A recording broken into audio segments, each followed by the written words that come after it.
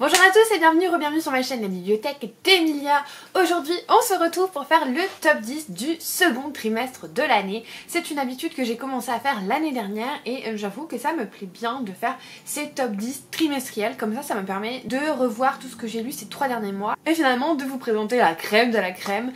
Et ça me permet aussi, moi, plus facilement, en fin d'année, de trouver mes meilleures lectures. En général, je regarde mes top 10 et je regarde ce qui résonne encore en moi. Et c'est assez cool de faire 3 mois parce que du coup, j'arrive à repenser à des livres que j'ai lus il y a 2-3 mois et mon avis peut avoir évolué. Voilà, il y a des choses qui peuvent se passer en 3 mois au niveau des ressentis, au niveau de la mémoire du livre, de mes émotions et compagnie. Donc voilà, sans plus attendre, on va commencer à la 10e place. Et alors, c'est pas du tout parce que c'est un mauvais livre, hein. Je vous rappelle que c'est quand même le top de ces 3 derniers mois et que j'ai beaucoup lu, notamment en mai. Mais en 10e place, je vais y mettre le dernier tome de la saga Mémoire de la forêt, qui a été un tome complètement bouleversant. Je l'ai adoré. Pourquoi il est en 10e place? Tout simplement parce que c'est pas mon préféré de la saga et parce qu'il y a eu de très belles lectures qui sont plus haut dans ce classement. Ça n'empêche pas que c'était une magnifique saga, que vraiment ça a été une pause poétique, pleine de douceur, pleine de saisonnalité aussi, pleine de moments très durs mais écrits avec une plume absolument magnifique. Donc vraiment cette saga je vous la recommande. Je sais que j'ai pas fait de saga en série depuis le début de l'année, j'en faisais pas mal depuis 2-3 ans. Je pense que je vais essayer de passer au format réel pour ça, mais il faut que j'ai du temps et en ce moment je vous avoue que je cours après le temps. Donc on verra cet été si je me motive à vous faire tous les sagas en série depuis le début de l'année, tout format réel, alors réel long, hein, 2-3 minutes. Voilà, je vais y réfléchir, mais en tout cas vraiment Mémoire de la forêt c'est une saga coup de cœur et sans grande surprise le dernier tome fait partie de mon top 10 de ce trimestre, donc avril, mai et juin. C'était magnifique, j'ai pleuré encore comme d'habitude. Peut-être moins que pour le premier qui a vraiment été, de toute façon le premier c'est le meilleur, mais j'ai quand même pleuré à chaudes larmes et vraiment je peux que vous recommander cette saga. En 9e position on va trouver un roman des éditions Hurlevent, il s'agit de La Duchesse de Buckingham de Chemen Melka et je crois, si je me trompe pas, que l'autre livre de Chemen Melka faisait également partie de mon top 10 du premier trimestre, donc c'est une autrice que je vais suivre de très près. Ici on est sur une Angleterre victorienne avec une jeune fille qui s'appelle Elisa, qui est la fille du comte de Winchester, qui donc vit une vie privilégiée et qui va se retrouver en fait témoin de la réalité de l'époque avec du coup les personnes pauvres, les orphelins qui se faisaient maltraiter et compagnie. Et ça va vraiment l'énerver, ça va l'enrager et elle va publier un papier qui, pour l'époque, surtout d'une femme et d'une femme noble, c'était, oh mon dieu, un outrage sans pareil. Et du coup, pour la tenir à l'œil, la reine Victoria va l'inviter à faire partie en fait de ces dames de compagnie. C'est un roman que j'ai trouvé vraiment très chouette. On sent que l'autrice, elle est fan d'histoire et ça se ressent. Et pour quelqu'un qui aussi adore l'histoire et tout spécialement l'histoire anglaise, autant vous dire que c'était un plaisir. Il y a une petite romance dans le lot, mais ça ne surpasse pas l'histoire, ça ne surpasse pas les questionnements de classe, ça ne surpasse pas l'environnement, l'époque victorienne avec tout ce qui va avec, les balles, les châteaux et compagnie. Et vraiment j'ai passé un excellent moment avec ce roman. Vraiment, si je pouvais vous conseiller pour commencer les éditions Hurlevent, enfin pas pour commencer, mais s'il ne devait y en avoir pas beaucoup, les romans de Chemen Melka feront partie de la sélection que je vous conseillerais avec Nora Lake et Juliette Galliani. C'est vraiment un trio d'autrices Hurlevent que j'adore. Donc vraiment ça c'était une super lecture, je vous la conseille. En 8e position, un livre qui est sorti en français mais que moi j'ai lu en anglais et que je vous avoue que cette édition est absolument incroyable. C'est Le Pacte des Roses ou The Rose Bargain de Sacha Peyton Smith. Alors attention, hein, déjà ça c'est beau. Ça c'est beau, mais alors voilà. Je pense qu'il n'y a aucune édition qui peut rivaliser vraiment. Même le petit jaspage qu'ont fait Casterman, c'était sympa mais ça vaut pas ça. Elle est vraiment magnifique, c'est une œuvre d'art et je suis contente parce que d'habitude les beaux livres Fairyloot sont souvent les livres que j'aime le moins. Il y a une espèce de malédiction où plus le livre est beau, moins je l'aime. Celui-ci je l'ai adoré. Alors certes c'est très YA, mais vraiment je l'ai trouvé très chouette. Il y a des défauts évidemment, mais je me suis laissée complètement embarquer par cette histoire. On va être dans une Angleterre qui ressemble à l'époque de la Régence, à peu près Bridgerton, avec les balles, les débutantes et compagnie. Sauf qu'en fait il y a un twist, c'est que il y a quelques centaines d'années, il y a la reine Fae qui est venue et qui a pris la place de la réelle royauté. Et donc on est à la fois dans cette ambiance très Bridgerton, mais aussi très Prince Cruel, avec des faillés qui sont méchants, qui peuvent pas mentir, qui voilà sont... Ce petit côté vraiment faérique qui va être très différent des faillés, vous savez, qui sont vraiment le typique du faillé. Et bah écoutez, ma foi c'était très chouette. Vraiment, j'ai pas vu le temps passer, je me suis laissée complètement embarquée par cette lecture. J'y croyais pas au début et en même temps...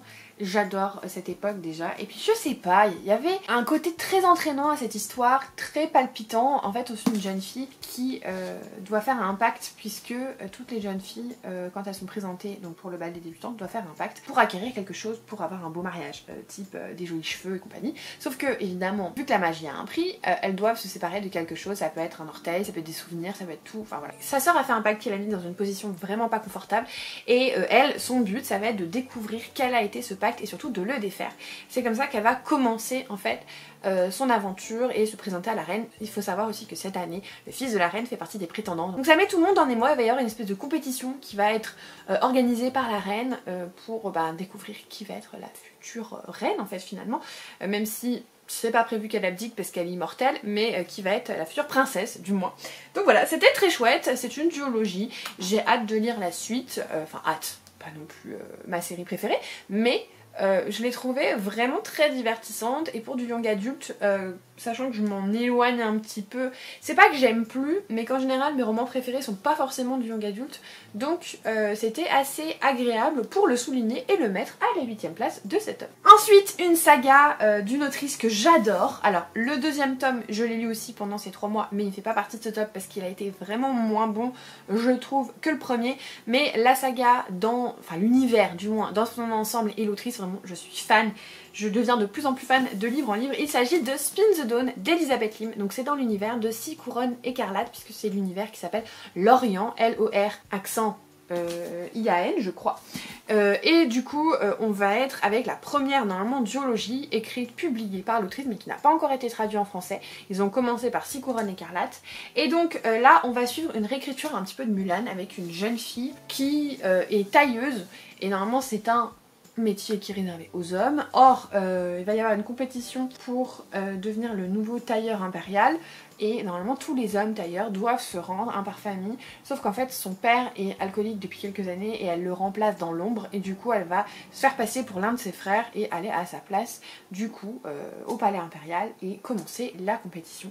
C'était très chouette. Alors, si je devais noter tous les livres dans l'univers que j'ai lus, c'est-à-dire les 5 livres, ils seraient à la 4ème position, parce que la duologie 6 couronnes écarlates plus le préquel, surtout le préquel, je pense que le préquel c'est mon préféré. C'est au-dessus, mais c'était très chouette. C'était trop cool. On a tous les prémices de tout ce qui se passe dans le reste du monde, avec les dragons, avec les démons, avec les cœurs de perles et compagnie. Toutes ces choses qui sont si importantes dans la deuxième duologie, on commence à nous les amener. Et surtout on nous parle de cette deuxième duologie qui en fait s'est passée chronologiquement avant celle-ci, puisque c'est une espèce de conte qu'on raconte aux enfants qui s'est passé, qui s'est pas passé, on sait pas vraiment, mais qui va être vraiment relaté. Alors pas dans son entièreté, mais on va nous donner des petites bribes dans le 2e tome, pas dans celui-ci. Et vraiment j'ai trop hâte de lire le prochain livre qui est un stand-alone pour le moment, mais à mon avis ce sera une duologie, hein, connaissant l'autrice, qui va porter sur une réécriture de La Belle et la Bête qui va sortir dans pas très longtemps en anglais. Vraiment trop hâte, parce que Elizabeth Lim ça devient une référence pour moi, c'est pour moi de la très bonne fantaisie asiatique avec de la réécriture de contes, vraiment je suis fan. Donc ce livre là ça a été une très belle surprise, même si le 2e tome a été un peu plus difficile. On sent que c'est la première duologie de l'autrice, qu'elle a du mal à raccrocher les wagons, c'est un peu long, que voilà, mais ça s'est largement amélioré par la suite puisque du coup je l'ai déjà lu. Donc je savais que voilà, ça c'était le début. Finir pour une première fois une saga c'est jamais évident et on sentait que c'était un petit peu plus dur. Mais la suite était tellement géniale que maintenant j'y vais les yeux fermés. En 6ème position, je vais mettre Le Carnet de Lady Rebecca de Felicia Kingsley, publié chez Charleston, qui a été un roman que j'ai aussi bouffé. Pareil, le mois de juin a été très compliqué niveau lecture, mais ça fait partie des romans que j'ai lus sans galérer. Vraiment, je les ai... complètement dévoré. Celui-ci en plus fait 637 pages. Autant vous dire que c'est un sacré bébé. On va suivre Rebecca qui est une fan de l'époque de la Régence. comme moi, et en fait qui vit une vie un petit peu solitaire, qui a jamais trop connu d'hommes et tout. Elle va passer un passage temporel et se retrouver à l'époque de la Régence. Mais en plus elle se retrouve en tant que fille d'un marquis, donc vraiment dans le top de la noblesse anglaise, et elle va mener l'enquête puisque sa meilleure amie fictive, puisque en fait à la base elle écrivait l'histoire de Lady Rebecca et de sa meilleure amie. Elle s'échangeait des lettres, elle écrivait du coup ces lettres à titre comme de roman en fait, mais un roman épistolaire. Donc elle arrive dans cette époque où elle est réellement Lady Rebecca et où sa meilleure amie a disparu. Donc elle va mener l'enquête avec un forban, enfin un forban pas trop, mais c'est un corsaire, mais qui a ce petit côté un peu bad boy. Et ils vont mener l'enquête, donc ça mêle plein de choses que j'adore, à savoir la Régence anglaise, le mystère, l'enquête. J'appellerai pas ça un cosy mystery non plus, mais il y a quand même une partie mystérieuse. Et la comédie, parce que c'est drôle, qu'est-ce que c'est drôle. Parce que du coup, elle va vraiment être dans les codes de 2025.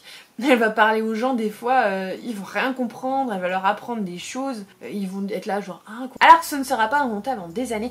Vraiment j'ai adoré ça, c'était drôle. Je me suis fendu la poire, j'ai adoré mener l'enquête, j'ai adoré l'ambiance Regency, vraiment c'était un plaisir, une régalade. Mon tout petit problème qui fait que ce n'est pas plus haut dans ce classement, c'est qu'il y a un petit peu trop de smut à mon goût. Voilà. C'était léger, il en faut pour tout le monde, il en faut pour tous les goûts. Si on n'avait pas eu du tout, je pense que ça aurait pu être dans mon top 3. Ouais, dans mon top 3. Non, pas top 3, top 4. Mais voilà, c'est quand même une très belle position et c'est un roman que je vous recommande très chaudement. Et si vous avez pas envie de dépenser 22,90 €, je peux le comprendre. À mon avis, il sera en poche. Mais quand il sera en poche, vous aurez plus d'excuses pour le lire parce que c'était vraiment trop chouette. En 5ème position, un livre que j'ai lu il y a vraiment pas longtemps, mais il mérite cette place, je le sais, même sans recul, tout simplement parce que j'étais en panne de lecture et qui m'a complètement sorti de ma panne de lecture. Je l'ai lu en quasiment 24 heures. Il s'agit de Les vrais amours de Taylor Jenkins Reid. Alors là j'ai la version Charleston, mais j'ai également reçu la version 10-18, donc poche, il y a quelques temps. C'est d'ailleurs celle-là que j'ai lue, mais c'est celui-ci que je vous montre. Désolée, j'ai dû changer de batterie, donc je sais pas si la vue a légèrement bougé ou pas, mais donc je vous parlais de Les vrais amours, qui est une comédie romantique. Vraiment je pense qu'on peut la catégorisé comme ça, mais avec du drame aussi. On n'est pas sur la construction classique des romans de Taylor Jenkins Reid qui sont très portés sur le féminisme, sur la place de la femme et surtout le fait que les femmes sont invisibilisées par les hommes dans leur travail et dans leur... Notamment, moi j'ai vraiment vu ça dans Evelyn Hugo, Daisy Jones et Les sirènes de Malibu. Il se trouve que Les vrais amours, c'est un des premiers romans de Taylor Jenkins Reid et si je me suis bien renseignée, je crois que les 3 premiers romans c'était plus des comédies dramatiques romantiques et on est passé sur cette notion toujours des femmes et de leur place à partir de Evelyn Hugo. Donc là on est plutôt sur les premiers travaux de l'autrice. Je l'ai dévoré. Je l'ai dévoré et ça m'a beaucoup fait penser à Emily Henry dans alors c'était comme dans un roman d'été. On est sur quelque chose avec une ambiance quand même très dramatique, très lourde, mais avec de la romance. Je sais pas si on peut dire de la comédie parce qu'il n'y en a pas vraiment, mais il y a des moments qui sont très comédie romantique et des moments qui ne le sont pas.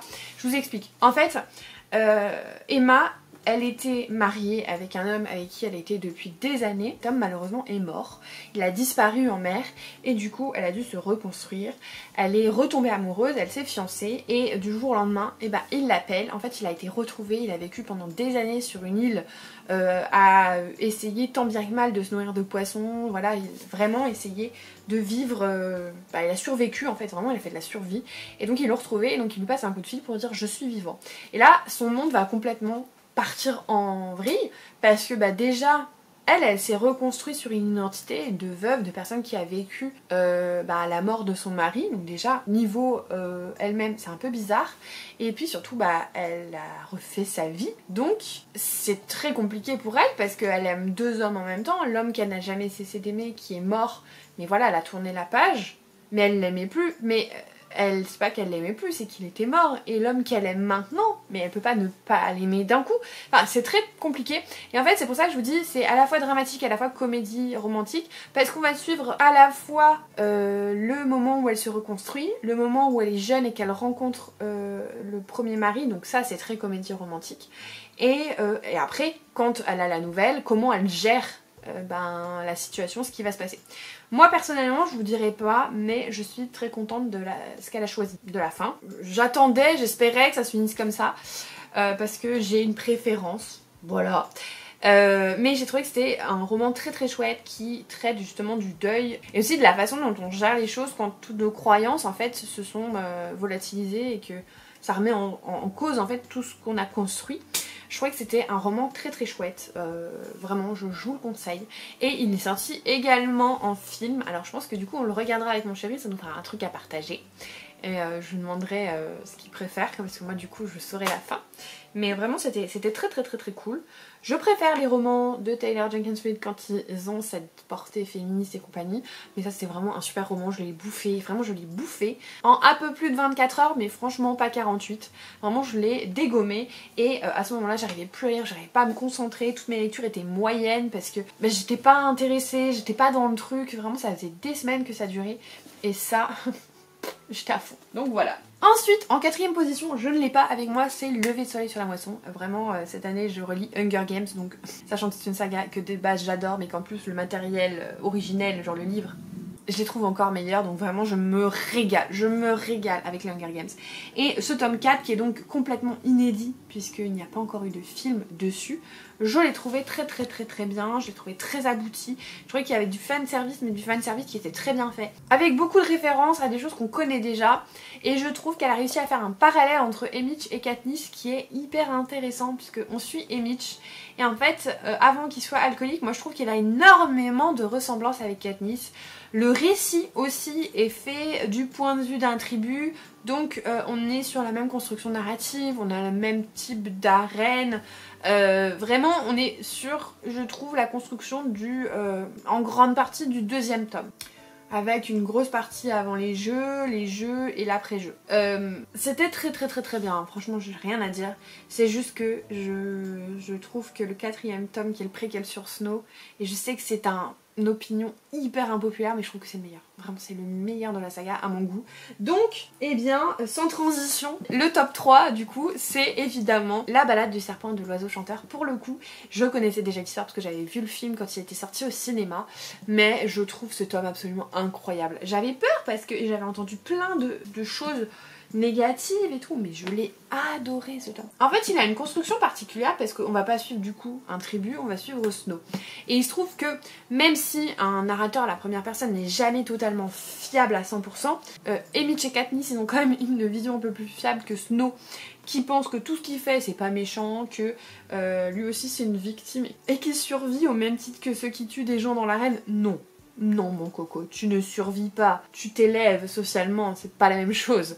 Et je trouve que c'est hyper intéressant d'avoir ce côté très narrateur, pas fiable du tout, qui va retourner complètement les événements à sa faveur, quoi qu'il arrive. Pareil, quand il parle de la rébellion, on a envie de lui donner un petit mouchoir quoi.